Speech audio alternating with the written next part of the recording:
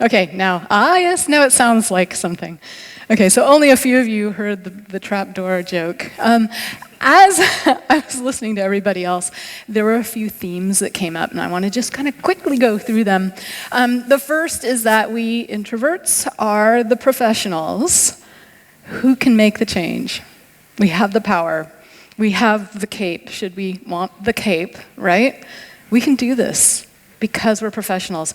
If there's anyone in the audience who's a student, you're going to be a professional in another couple of years, okay? And it's all about that word, professional. The other thing is that we want to be more aware, self-aware, aware of what other people are thinking. We want to be more intentional with what we want to do. We want to be more honest about our gaps in knowledge. And we definitely put people first over technology, over our stakeholders. And then last but not least, and this, I've got a little preface. There was somebody who asked me just 2 weeks ago to do a workshop for their company for this, the whole division of user experience people. Just make it simple. Just make research simple for them in one day. I'm like, really sorry. It's not simple. It's never simple, and we're the people who can embrace that, and we're the people who can help get that message out. It's like, yeah, people are all different. We're not simple. There's no one answer. But that's okay. We're okay with that. We can take little bites. We can understand certain sections and little intersections, and we'll take it one bite at a time as we go. But we're up against a bunch of problems. I want to give you 3 really quick examples of some air quote research that we've run across. This happens to be from a researcher at UC Berkeley called Paul Piff, and it was back in the era when the 99% protests were going on. This was in the US, and it was like, oh hey, the 99% of the people have little money, and the 1% of the people have all the money, and so we're protesting. Anyway, right around then, what he wanted, I believe, I'm imagining this, what he wanted was grant money. So he's like, what kind of research can I do that will get me the attention of the grantors? So he positioned his grad students at a crosswalk, and in a crosswalk, a zebra crossing, in California, where UC Berkeley is, you have to stop by law. As a car, if you see a ped who wants to walk across the roadway, you have to stop. And so he stationed one grad student there about to cross, and the other grad student writing down the make and model of the cars that did not stop. And his conclusion? All the expensive cars didn't stop, so that means rich people are not empathetic. Okay, good. You guys are laughing. Correlation is not causation. That's a rule.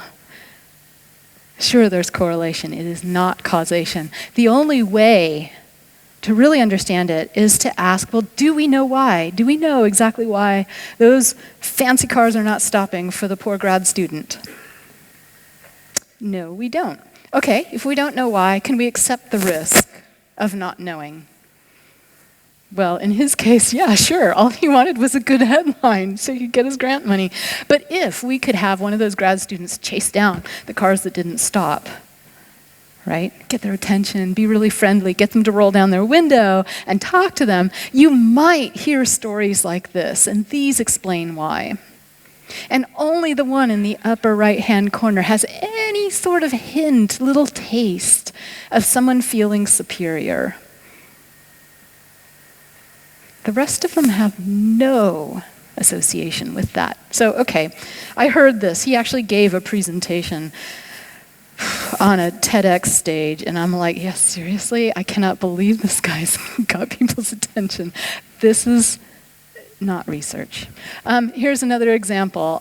Christian Rudder, he was one of the co-founders of OkCupid. He wrote a book called Dataclysm, and in it he talks about all sorts of things. Apparently he has a blog where he posts things that he learned from his quant data And one of the things he was talking about is like, oh, we're so hypocritical. We'll say like, oh yeah, we're open to a relationship with somebody of a different race, but then, nobody did.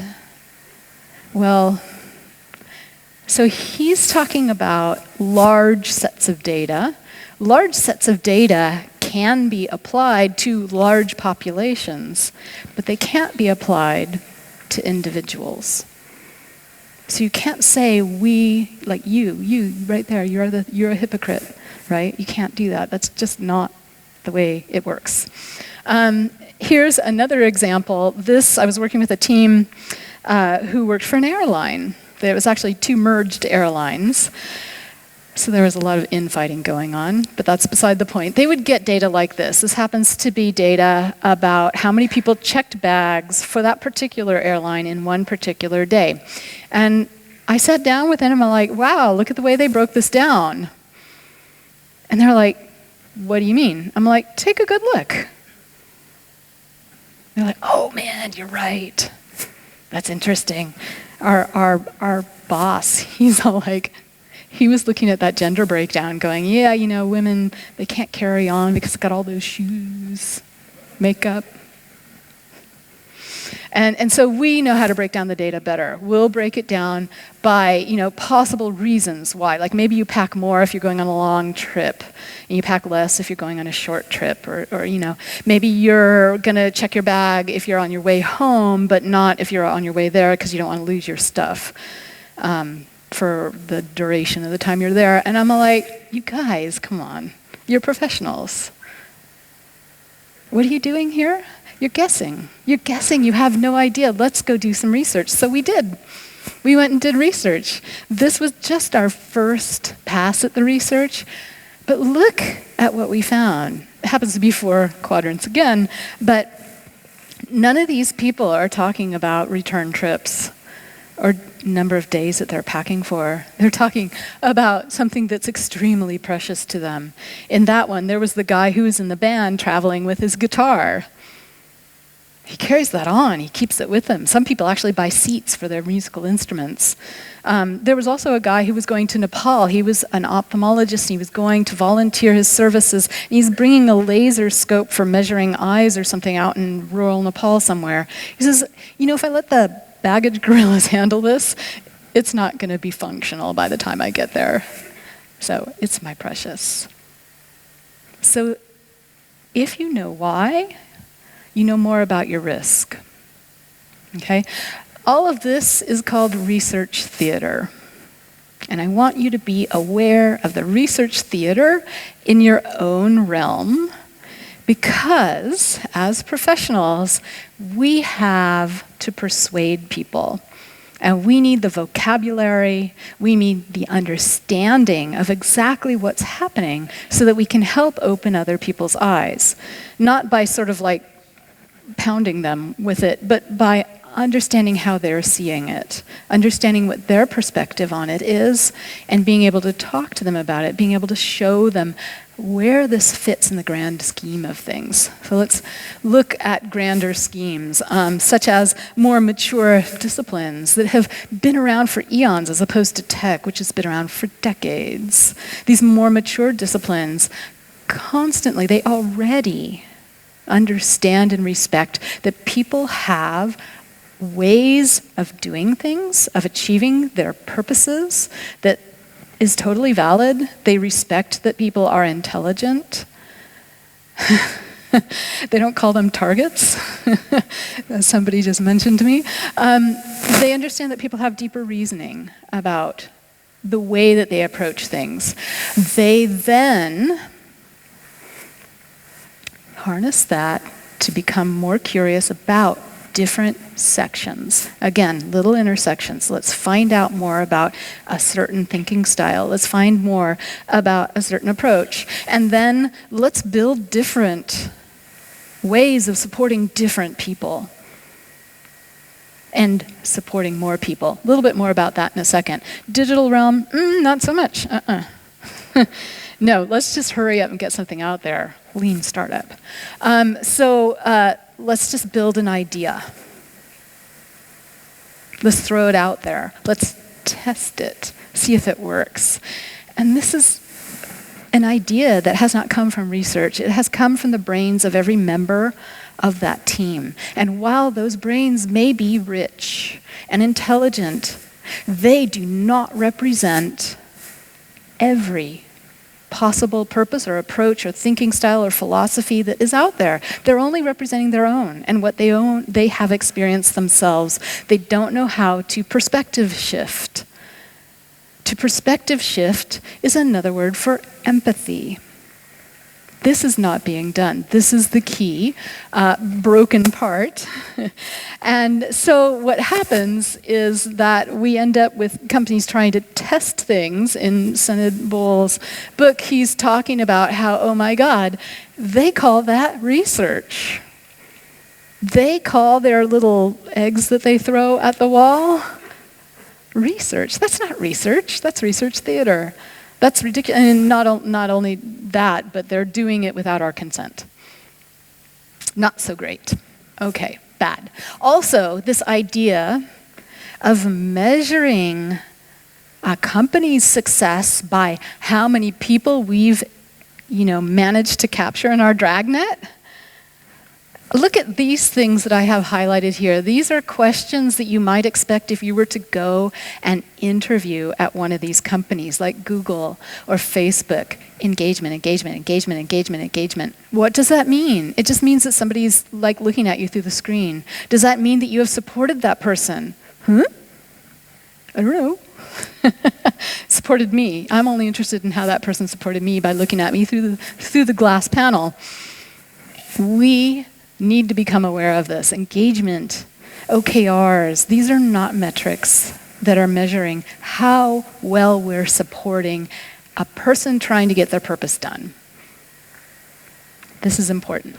Okay, a couple of books. I'm going to run through these pretty quick, so take photos if you want to read a book.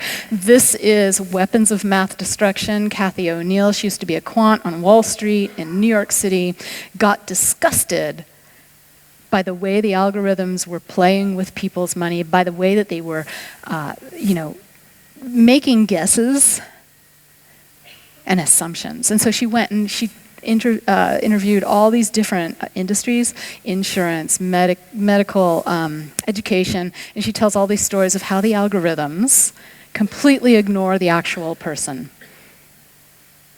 It's a really hard book to read. I cried at the end of every chapter.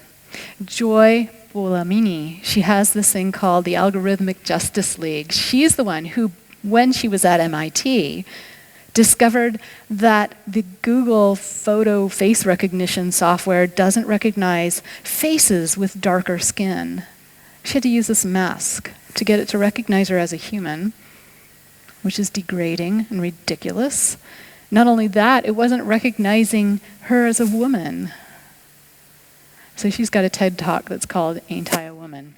Someone good to follow. Sarah Wachter-Butcher has written a book that's called Technically Wrong. This has a bunch more stories like Kathy's book, a little bit easier to read, but also totally incriminating. Software, the way that we affect people, the way that we're affecting people through our government services, through our flower delivery services, it touches people. And the more people we touch, the more we are in their lives, the more responsible we need to become. So I'm not saying, hey, it's our fault. I'm saying, hey, we need to step up. We're going to put on the cape. We're going to start recognizing this when it comes out in our team meetings, when it comes out of the mouths of our stakeholders. We're going to start quantifying what is meant. Okay, so something called unintended consequences. This means, it isn't working the way we had intended. Actually, people are using it to do something else. Facebook, Twitter, anyone? Or externalities. This is people that we just didn't even think about, totally ignored. And what I want to do is be able to support these people, to become more aware of them, little by little. You can't boil the ocean, but little by little, study after study, you can gather more knowledge and keep that knowledge in a certain central diagram that helps you Keep that alive and keep working against it up to the point where you finally get to the metric where you are supporting someone as opposed to just talking about engagement. Okay, there's a lot more also that you can do. Not only take care of those unintended outcomes or the externalities, but also do some gap analysis. And Giles showed you a little bit about that earlier today, for which I thank him. Also being able to diversify. Diversify the way that you support people, the way you understand what different perspectives they have, what different contexts they have. Recognize that a persona, or I call them thinking styles because persona has too much baggage that goes along with it, that a thinking style can actually change for the same individual based on context. So it's thinking style plus context, and context is the variable. Thinking style is the variable. It all shifts, but we can understand it. That one at the bottom, the metrics, being able to actually understand how well you are supporting someone. I have some good stories from Salesforce that are doing that I can't fit into this talk. But this is called exploring the problem space. It's mapping out the landscape so that we can, with full clarity and awareness, start to move and support people. Now, it's a sketch. The stuff that's close in that we've studied, we can see in detail. The stuff that's farther out, we're thinking it's out there. I think Giles had that 3-part thing. Yeah, okay, that's the stuff we'll explore next. It's not the next 3 months. So what I want to also, and I'm going to answer the question that he's always asked, like, what do I want my legacy to be? I want the balance to shift. There is a problem in balance, in that most of the work we do is in the solution space. The solution space is about coming up with ideas that solve problems. In the solution space, we speak of people as the user, or the customer, or the passenger, or the member, or the civilian, or whatever noun we use to represent the person that we have some sort of a relationship with or potential relationship with. We're all familiar with this. This is where most of our work takes place. We are not spending enough time in the problem space. I have been getting lots of tweets just this week of people who are saying, we're doing this here, we're doing this there. So it is growing. This is what we're going to be focused on for the next 10 years, is to balance that out and pay a lot more attention to the problem space where we speak about a person, not a user, not any of those other nouns. It's a person, it's a human like you and me who has a purpose that they're trying to accomplish. And they could care less if they're going to accomplish it with you or some other entity that will serve them. They just need to accomplish that thing. Okay? We'll also look across the bottom. We've got quantitative and qualitative. And I'm going to talk about those in a little bit. But you can see I put a few circles around here to talk about the disciplines. So we've got user or UX research kind of wandering into the foundational exploratory area. It's very much in the generative and evaluative areas because that's idea generation. That's checking to see if our ideas are worthwhile testing them, right? We've got big data and we've got usability research as our other disciplines. So quant and qual, there's a lot of misperceptions about them. Oftentimes, people will think that qualitative is like the shoddy sort of iffy stuff and quantitative is the actual valid stuff, to put it lightly. But they are completely different continuums. Quantitative is telling you about scale and causation. Qualitative is focusing on people and the patterns and consistency of those patterns, the rules, the thinking, everything that's going through people's heads, okay? Both of them have a subjective end and an empirical end. And you can actually put little dots on this very diagram. And these slides are available so that you can grab this image yourself. Put little dots on here to represent the different studies you've done and see where you lie. See where your studies are. Okay, notice that stories and anecdotes are on the subjective end. We need patterns to make qualitative data empirical. Okay, I'm going to throw something else at you. Stakeholders, man, they've just got a different philosophy. They don't think the same way. Here's why. You go to business school, you learn to be an objectivist. You learn that reality, at least social reality, the social sciences, the understanding of people, hey, you know what? It's pretty stable and I can understand it. In fact, I can understand it in a positivist way. Just like I would do for natural science, I can study these people and I can get results that are repeatable. Well, in our qualitative world, we don't believe that the reality is stable because each person, each human has their own agency and they can change. They can change their own behavior. So it's messy. That's how we like to talk about it. We also we call it interpretivism.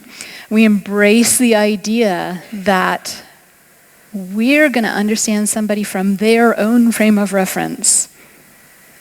Okay?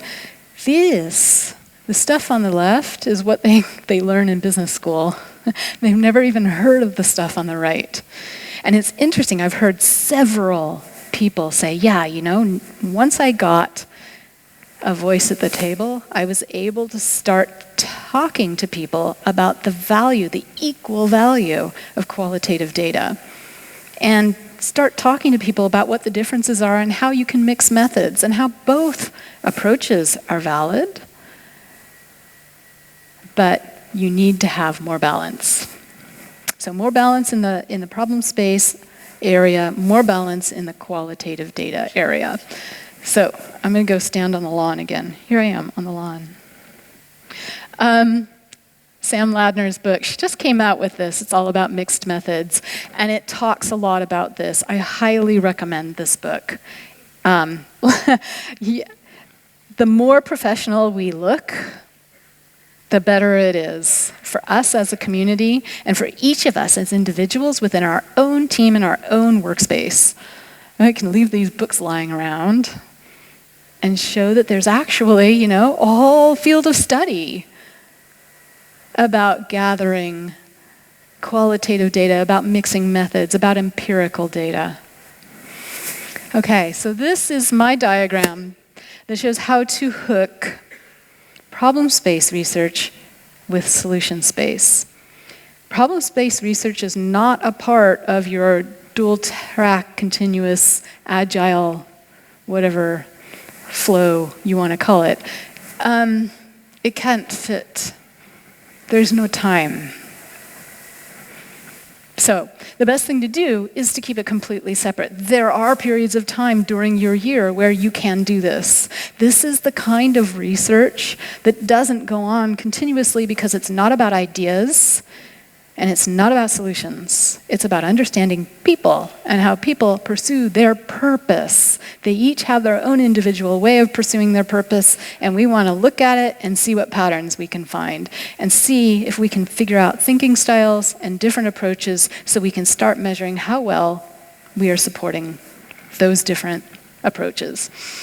So we get so caught up in the solution space that we're missing these easy, low-hanging fruit opportunities of just being able to support people differently from different perspectives. So what does it mean to gather problem space data? I had that little outlier there that was called listening sessions. So let me quickly introduce you to it. I actually teach advanced courses in this, so there's a lot more that goes into this. This is kind of a real quick intro. But first of all, when is it, okay? She just said a year, once a year. Yeah, it could be once a year, once every 2 years. The airline one, we did 8 studies back to back over the course of 14 months. That was rare. Nobody does that. But we had a VP who had sneaky power. But essentially, the question is, hey, for this next cycle in the solution space, let's identify our thinking style and the approaches that we're trying to solve for and step into their shoes.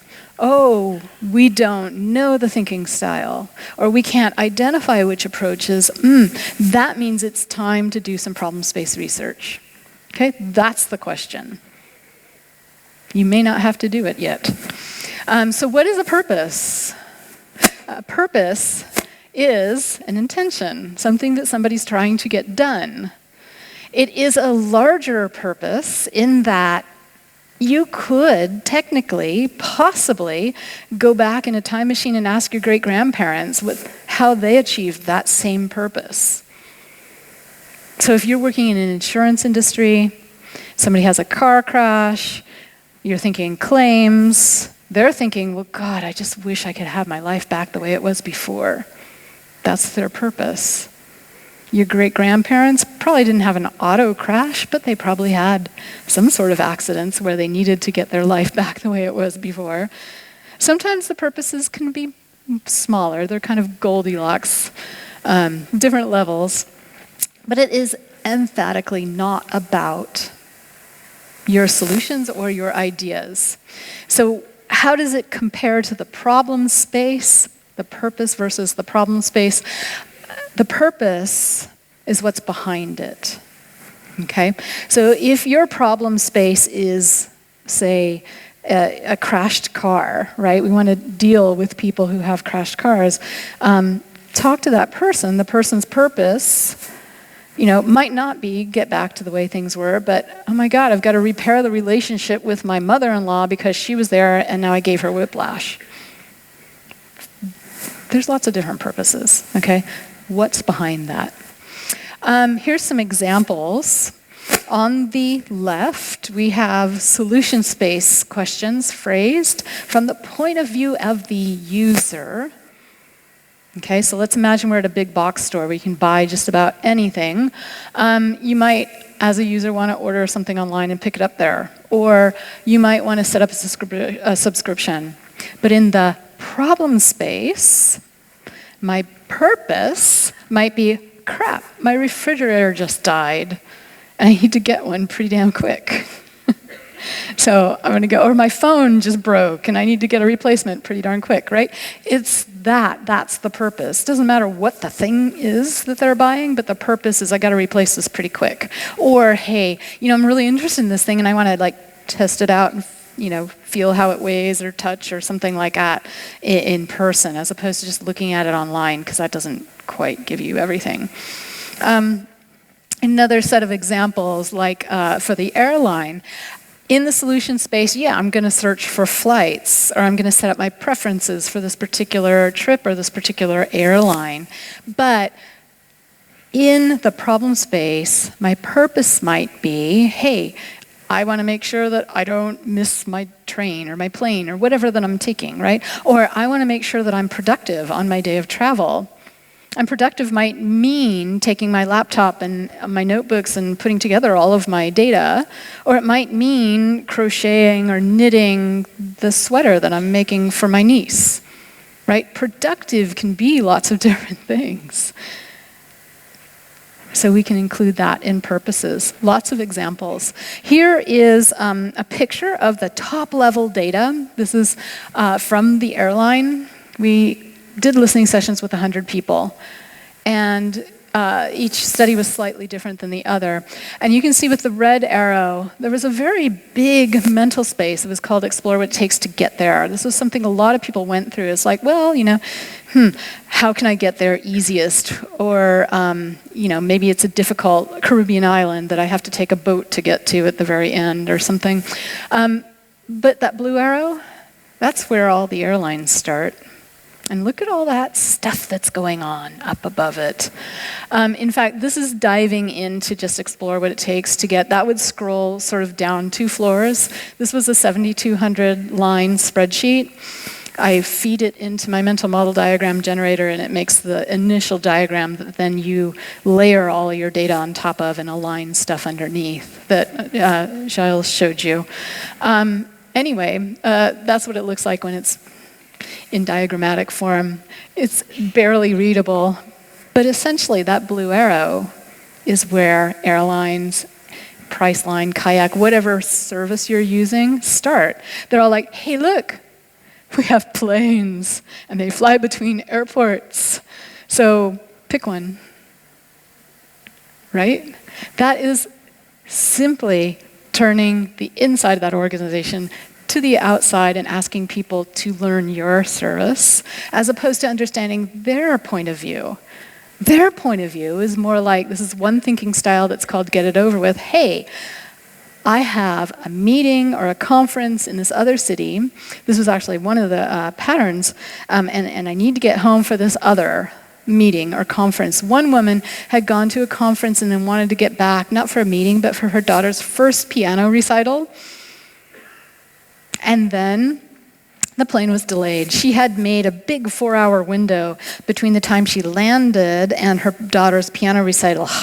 No problem, I'm going to be able to get there. Well, delay, there's no way it's going to happen. And she became very frustrated. She stepped out of her get it over with thinking style and stepped into the frustrated thinking style. And what did the gate agent do? It's not our fault. It's weather delay. We can't control this. You're a grumbler. That's how they thought of them. You're a grumbler. Oh my God. No, you too can become a frustrated. So anyway, there's a way to serve these people. What about offering them much better secure Wi-Fi, or a place where they could actually FaceTime with somebody who was in the audience to actually sort of watch the daughter's piano recital? I don't know. Is that possible? Something, right? So if you can define the purpose that you're trying to understand, and if you can carefully select people to study, participants who have done a lot of thinking about this purpose, then you can do some listening sessions. So let's talk about listening real quick. First thing, when you listen, most of the time you're thinking, okay, I'm waiting for a pause so I can interject what I have to say. I want to make them laugh, or I want to show them what I know, or something like that, okay? That little description of listening, and all of us do it, and so we're like, yeah, is how people start getting interested in listening deeply. There's a book by Dave Gray, Liminal Thinking, where he talks about, he loves to cartoon draw, these little bubbles that people have, like their little self-sealing logic. And what's happening is that this is how we interact with each other. We rub the edges of our bubbles up against each other, and our preferences and our opinions and our explanations, how something are done, and our little statements of fact are what go between the barrier. And that's how we understand each other. We understand each other by rubbing the surfaces of our bubbles up against each other. If you want to really understand somebody, you need depth. And the depth consists of your inner thought process, your reasoning, your thinking, the little voice in your head. It consists of the reactions that you have and how you deal with those reactions, habitually or intentionally. It consists of your guiding principles, kind of the philosophies of the instructions that you follow when you're in a situation. So here it is, all written out for you without Dave Gray's bubbles. And if we want, here's a little reason why we have to get to depth. Cognitive empathy cannot develop at the surface level. You cannot understand somebody's inner thinking by rubbing bubbles with them. This means we can't rub bubbles with our stakeholders anymore. I think Giles said, you can't think of your stakeholders as monsters. They're people too, and we have to get to depth with them. Okay, so how do we get to depth? That's called empathy. It's called walking in somebody's shoes, perspective taking, seeing through their eyes. There's lots of articles in Harvard Business Review, in Forbes, those magazines that your stakeholders read that define empathy basically as sensitivity. Just, be more sensitive. And it's ridiculous. It's impossible to sort of like tell everybody, okay, now we're going to be more sensitive. Empathy is not sensitivity. It's not only about emotion. It's really all about listening. And I wish that we stop using a heart to represent empathy and start using an ear. Because an ear is about listening, and empathy is only developed by piercing through those bubbles, by listening and getting depth. Okay, I want to introduce you to some parts. There's like 8 or 10 different definitions, types of empathy in psychology literature, people who have studied empathy. I'm going to tell you quickly about 3 of them: emotional contagion, empathic listening, and cognitive empathy, which I have mentioned once so far. So, emotional contagion, you ever cried at a movie? The director, the actors, they are causing emotional contagion. Okay, they're using this thing called emotional contagion, which is a type of empathy, to get you to feel a certain way. You might do that to yourself when you have to go to the gym, but you don't feel like working out, so you put on a certain set of tunes, right? You're causing yourself emotional contagion. Emotional contagion is used in your work to change the emotion of someone else. And this can be used for good, and this can be used for dark patterns. For good, maybe develop trust, medical applications, banks, things like that. You need to use emotional contagion to make people feel safe, to have that emotion of safety. Okay, I'm not going to touch on dark patterns. We don't have time today. Empathic listening. This one is an incredible superpower. Okay, empathic listening is all about making someone feel heard. Okay, I'm going to do the raise your hand things. How many people feel heard by their stakeholders? I expect no hands. Sorry. Okay, maybe some people do. Anyway, feeling heard is a core human need. Maslow's hierarchy or whatever should have feel heard in there as the base. Anyway, here's a little cartoon. Dr. Brené Brown has written a bunch about shame and empathy. She did TED Talks and a bunch of other talks. This is a little animation, and the link is at the bottom, that she did about the definition of empathy versus sympathy. Empathic listening starts with you recognizing that someone is doing some deep thinking or having some sort of an emotional reaction that they're trying to handle with some thinking. You recognize that first, and then you tell yourself, hey, their situation is valid for them. They have a whole history of how they came here. They have their own guiding principles and their own styles of thinking. Their situation is valid. So you don't judge their situation as invalid. And then you offer to connect with them. You say, hey, wow, I notice, you're saying something about the deep thinking or something about an emotion or something that you're noticing. And you're saying, tell me more about this. I want to understand. You're offering a connection. If they decide to take you up on that connection, then they will talk to you about it, and you will stay out of judgment. That's it. Empathic listening is a superpower. There's a great example of it in the Pixar film that's about the little girl and the emotions. Anyway. So in your work, empathic listening is really useful for working with your stakeholders. It's really useful for working with your peer, your direct reports, your own team. Do it on a regular basis. It is for relationship development. These things don't happen overnight. And it's also super useful, and I use it all the time, for listening sessions with my participants who have a purpose and a lot of thinking that they've done about a purpose so that I can understand their perspective. Cognitive empathy is what I want to generate for myself and my team out of the tool of empathic listening. So cognitive empathy is understanding consciously what went through somebody's head. Okay, it's like their little inner voice and the emotions that go along with that. So that's the inner thinking. That's the reactions. Those are the guiding principles. That's what we're after with cognitive empathy. We can't get it by rubbing bubbles at the surface level with our explanations and our opinions and our preferences. Okay?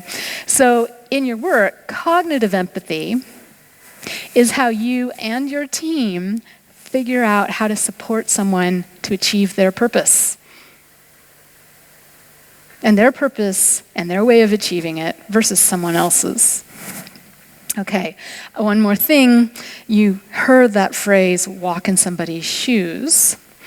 And it's a great phrase, but it only applies to one part of what we're doing. And this is the problem I see, is that a lot of teams try to walk in somebody's shoes without first developing empathy, using that ear, holding listening sessions.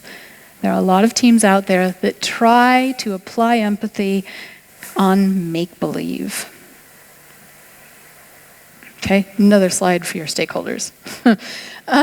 Okay, so listening sessions. This is all about our definition of interpretivism, right? These are people who have different ways of going about achieving that same purpose that you're listening to for all the participants, okay? You're going to go about this with no list of interview questions. You're going to follow where they go. You are not a researcher. You're not a professional. You're just another human being, okay? Social reality is constructed by humans who have agency, and so you have to step into your human shoes to be able to recognize that, build emotional, empathic listening connections with that person so that you can build rapport and understand the depth. You are also, I don't like using the word explorer for listening sessions, because implied in that you're going to come back with gold or some sort of glory. And no, it's just you and that other person. So what I like to say is that it's you as a listener witnessing the other human as a speaker. Witnessing their own inner thinking so that they feel heard. And oh my God, it feels so good to feel heard. People they're like almost in tears thankful for being the participant in a listening session. So it's very powerful stuff. What you do is you follow them. You follow in their footsteps. It's like following somebody on a hike. You're going where they're going. You're not guiding them. You never bring anything up that they don't mention first. You just ask. We do all sorts of things to get the depth out. Okay? So there's a word for this. That kind of listening session is called the emic perspective, and that is being able to let go of your own goals and just try to understand somebody else's approach. Okay, so what were those three things that I've mentioned? Anyone? One of the three things? Yeah? Yep, well, actually, the three things we're listening for are the inner thinking, the reasoning, right? The reactions, and the guiding principles. Okay, I've mentioned this a bunch because this is what depth means. This is what cognitive empathy means. So what do we get out of this? I mentioned thinking styles. A number of years ago, I wrote a Medium piece that is called Describing Personas. And what I said is, hey, get those demographics out of your personas. And then I went about telling people why. And then telling people how to create something called a thinking style, which does not have demographics, but represents the way that people apply their thinking, their reactions, and their philosophies or guiding principles. So thinking styles are deeply researched. They come from listening sessions, okay? They represent a human mind or the patterns across several human minds in a study. Here's some examples. This is from the Office of, forget what it's called, but it's the government office in the US that helps employers follow the rules about employing people with disabilities. And we did the research and we came up with the two kinds of managers that we wanted to be able to support with the materials that we generate in that government office. Okay?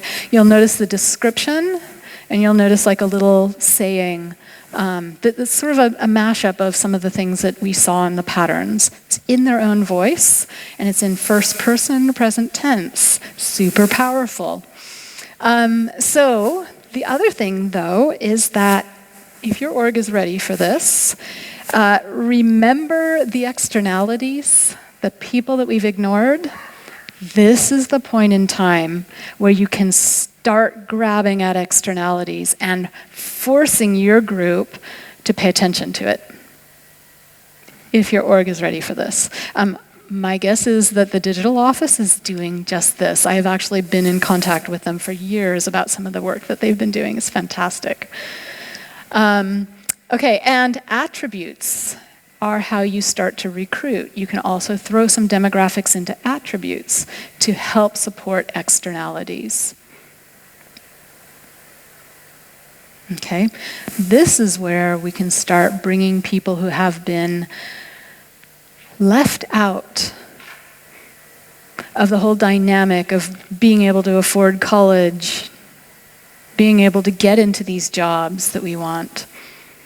This is where we can start bringing people who have been ignored into our understanding, into our awareness. Okay, mental model diagrams is the other half of this. The mental model diagram is just this part of it. This is the part that represents the patterns of what people say their thinking is, their reactions are, and their guiding principles. Those three things are what appear here. Each of those little boxes in those towers kind of looks like a city skyline. Each of those little boxes is written first person present tense using a person's wording. It's a summary. It's not exact because we want to clarify it and we want to be able to see how it affinity maps to others so that we can start building these towers. And then we see how the towers affinity map to others so we can start building what's called mental spaces. And it all comes together as a mental model diagram, which you then map your own capabilities against. You can map your competition's capabilities against. You can paint on top of it. This is what Salesforce did. They paint on top of it how well, with smiley faces or meh faces or unhappy faces, how well they are actually supporting certain things. Okay, there's a lot of other data that you can wrap on top of this. So here we're talking about recruiting and assessing new employees with disabilities. We're talking about managing employees with disabilities. We're talking about addressing workplace health and safety and demonstrating organizational values. Those titles were not titles that came from the office of people employing with disabilities. Those titles came from the words, the mouths of those speakers that we listened to. Those were not boxes that we came up with in advance either. We built from the bottom up. So the data told us what it had to say as opposed to our own unconscious bias, sorting the data into boxes that we pre-selected. Okay? This is the way that we build these things properly. So let's dive into one of those. Let's talk about a gap. This is some tower that is unsupported. So being able to support certain thinking style over another.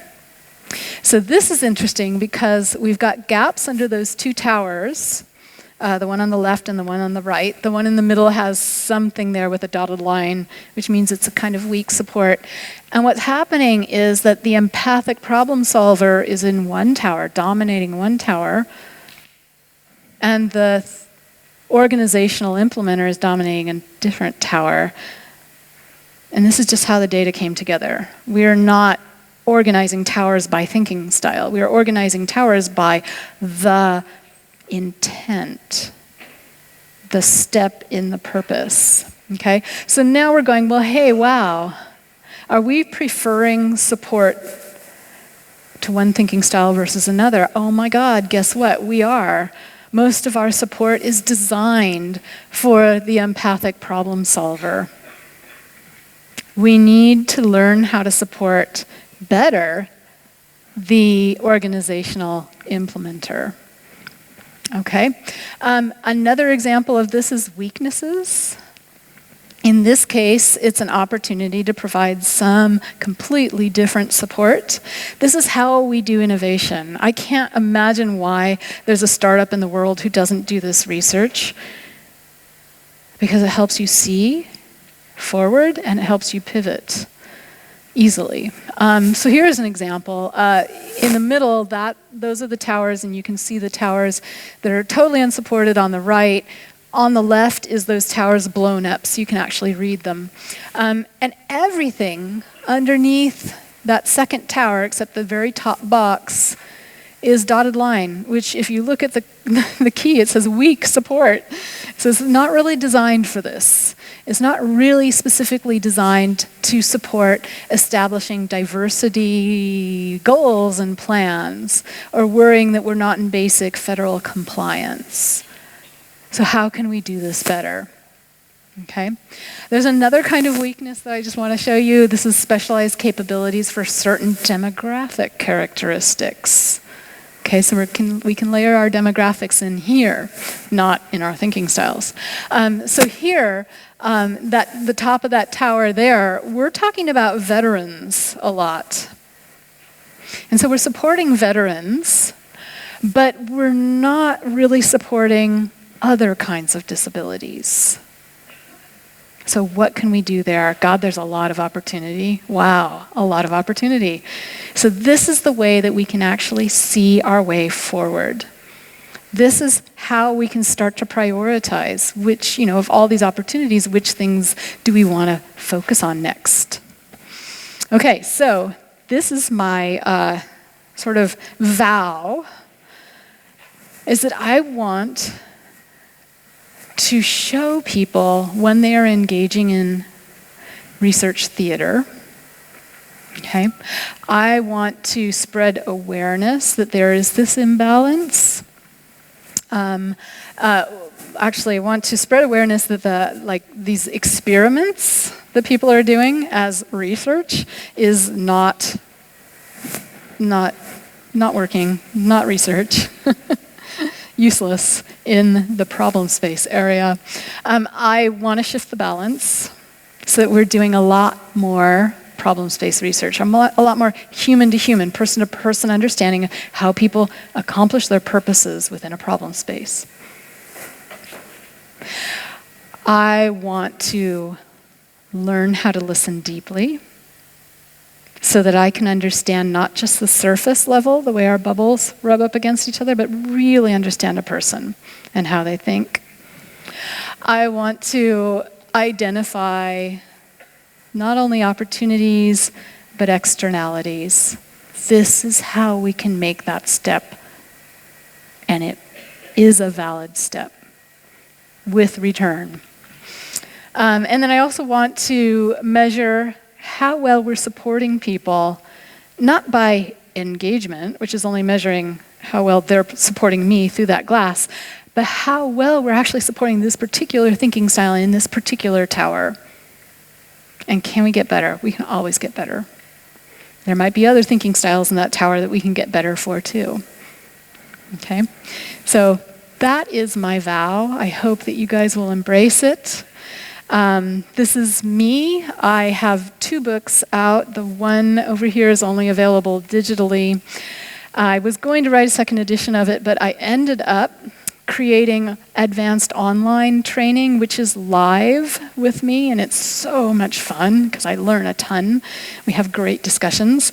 But there's also practical empathy, and practical empathy is essentially the same book, with much more emphasis on how to listen, and it's written for product owners and developers, not necessarily for us as researchers. The word research doesn't show up in there so as not to scare people off.